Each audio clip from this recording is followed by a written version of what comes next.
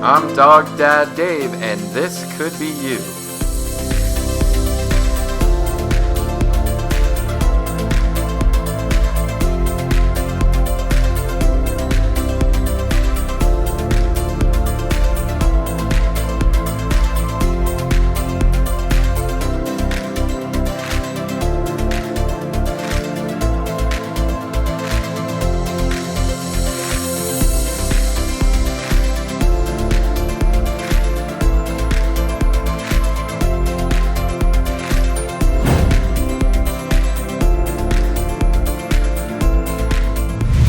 I don't know that there's a town or city on the planet that has a more iconic and epic focal point than Zermatt has with the Matterhorn. I'm Dave, this is Kobe, and in this video I'm going to walk you through 3 legendary hikes that are available to you in Zermatt. Included in these 3 hikes is my #1 all-time favorite hike. And at the very end of this video, I'm going to show you exactly where to go to get this beautiful picture of the Matterhorn.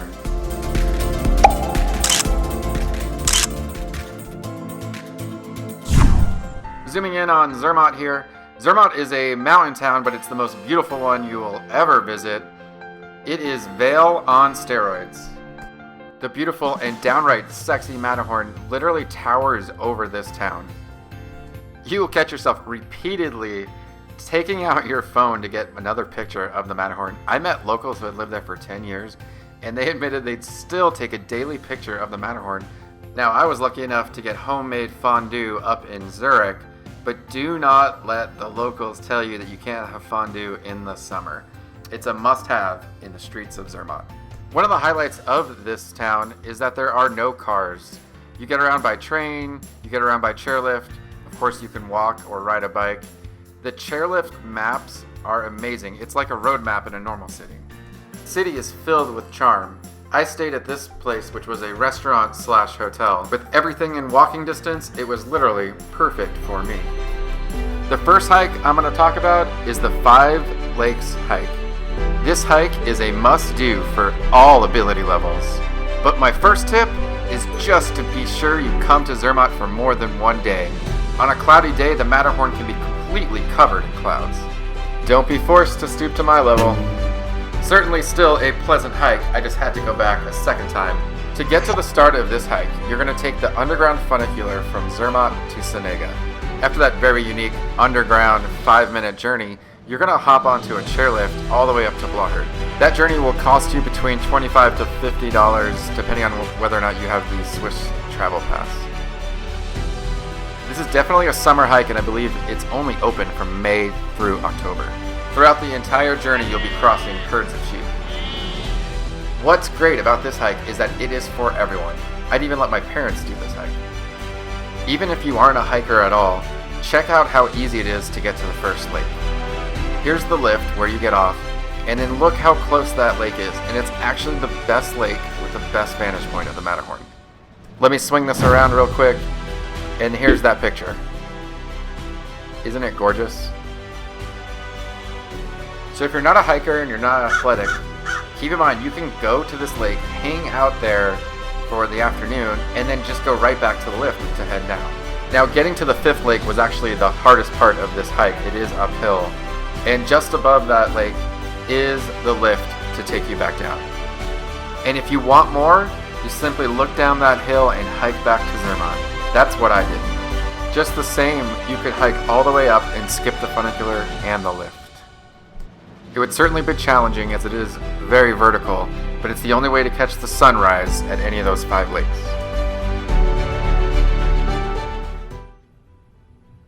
Are you mad at me? Our second hike takes you here. Also a half-day experience, the Charleskuonen Suspension Bridge is the longest pedestrian suspension bridge in the world.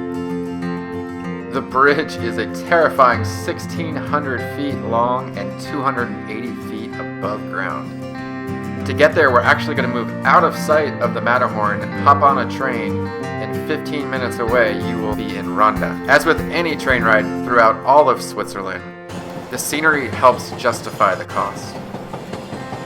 Once you exit the train, you'll immediately see signs for this hike. Just cut through the neighborhood and find the trail. Cutting through that neighborhood itself is an uphill journey. I hope you're ready.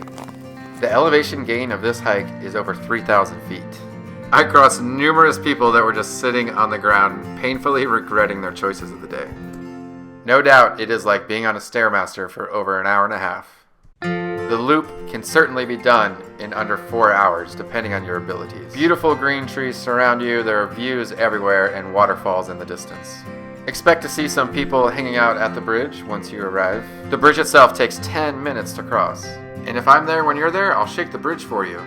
After the bridge, you continue on your loop. Regardless of which way you go back, it'll be a steep climb down. I chose to go back the way I came. I had a beer waiting for me. Now on to my all-time favorite hike. We're taking the Matterhorn trail up to the Hornlihut. But before heading up there, we gotta start way down here. No cable cars or trains for this journey. We're going from the hotel room door all the way and touching the Matterhorn. Your hike will start at the end of town. Just follow the river. The beginning of the hike has many trees and is very scenic. Very quickly, Zermatt disappears below you. There are hundreds of trails up in those mountains, but it's well marked. Originally, I had wanted to climb to the top. I simply just don't have enough training and didn't have the time to acclimate to the altitude. This hike to the Matterhorn was still very fulfilling and rewarding. Because of the hot summer and that the Matterhorn is partially made of ice, rock slides at the very top were abundant. Someone even died the day of this hike. Follow the signs to Schwarzy Station. There's a restaurant there, and that's where I took in breakfast. 3,000 feet of elevation done, only 2,500 more to go. Now it's time to get to the Hornlihut. The Hornlihut is where the climbers sleep the night before their big climb. The last hour of the hike can be very slippery and has some very steep places, but the views are simply breathtaking, surrounded by glaciers and snow. The Hornlihut has a great atmosphere and is a restaurant itself, but don't think you're done yet. You still have to keep hiking.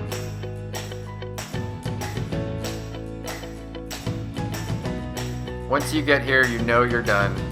Give the great giant a high five.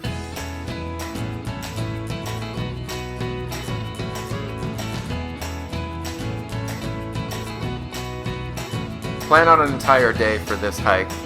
I felt fulfilled. Once I got back to Schwarzy Station, I had a beer and took a lift back down to Zermatt.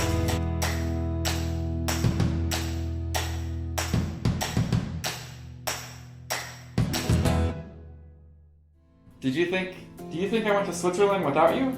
No, look here.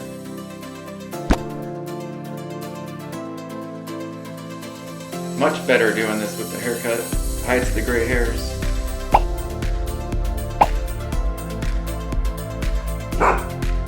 I owe you one last thing, and that is the location of this rock, which acts more like a stage. Let's go back to the 5 Lakes Trail, walk up this path. Now this is the opposite direction that you're supposed to go. If you go and get this same picture, comment below. I'd love to check it out. See you on the next video. Don't forget, Kobe gets a treat for every new subscriber. Right?